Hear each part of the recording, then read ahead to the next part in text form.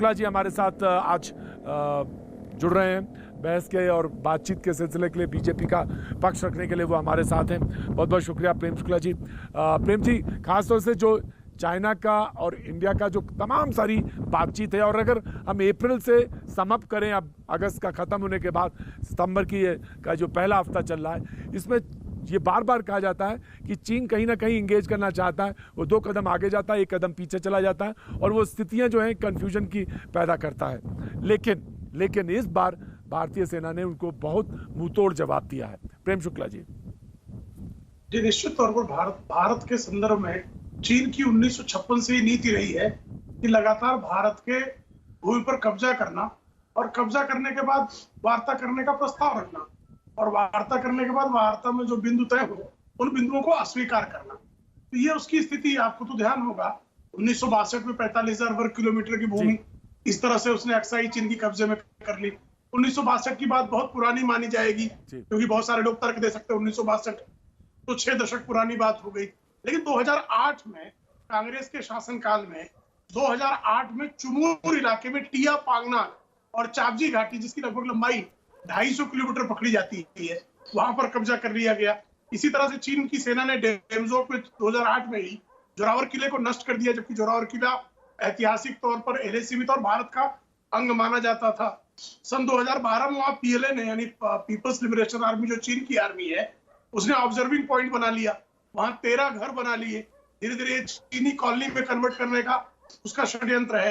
इसी तरह 2008 में भारत में डेमजोक और डूमती के बीच डूम चेली, जो एंशियंट ट्रेड पॉइंट है, उसको गंवा दिया भारत ने। तो इस तरह से उसको एक उसकी आदत लगी हुई थी कि आगे बढ़ो, कुछ जमीन कब्जा कर दो, कब्जा कर लेने के बाद वार्ता करो।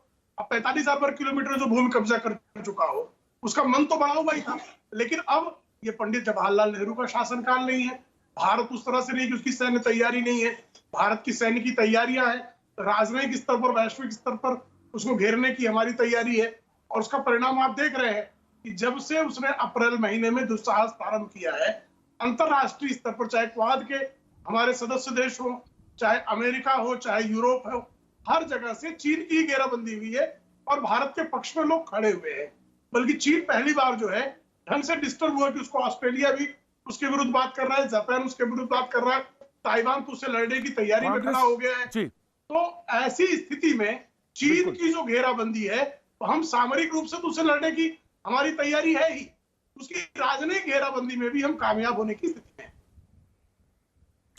ठीक है, वो जो चाइनीज का हिस्से में कहा जा रहा है, उनके पेपर्स में छप रहा है, जो उनके स्पोक पर्सन कह रहे हैं, वो एक अलग बात, वो एक अलग थियोरी दे रहे हैं। और ये जो गफलत की थियोरी है, ये जो चाइना की थियोरी रही है, ये बहुत महत्वपूर्ण है। यानी वो एक तरीके से बरगलाता है, वो कहता है कि नहीं, भारत ने इस बार सीमा का उल्लंघन किया। लेकिन इस बार जो चीन की सेना थी वो सरप्राइज हुई, क्योंकि वो जो मई की जो घटना थी, जो जून की घटना थी, वो इस बार नहीं हुई। इंडियन आर्मी ने बहुत मुस्तैदी के साथ, वो जो पेंगोंग लेक का जो सदन हिस्सा था, वहां पे वो मुस्तैदी के साथ मौजूद थी। बहरहाल कांग्रेस के प्रवक्ता रागनी हमारे साथ जुड़ी हैं, हम उनके पास जाना चाहते हैं। रागनी, मैं उनके पास एक तरफ रुक करूंगा, लेकिन अगर हमारे साथ विवेक जुड़ गए हों तो मैं उनके पास जाना चाहूंगा। लेफ्ट पार्टी का मेजर सूर्यवंश शर्मा हमारे साथ जुड़े हैं, मैं उनके पास सीधे रुक करता हूं। मेजर, जिस तरह की तमाम सारी खबरें आ रही हैं और तमाम सारी ये बात कही जा रही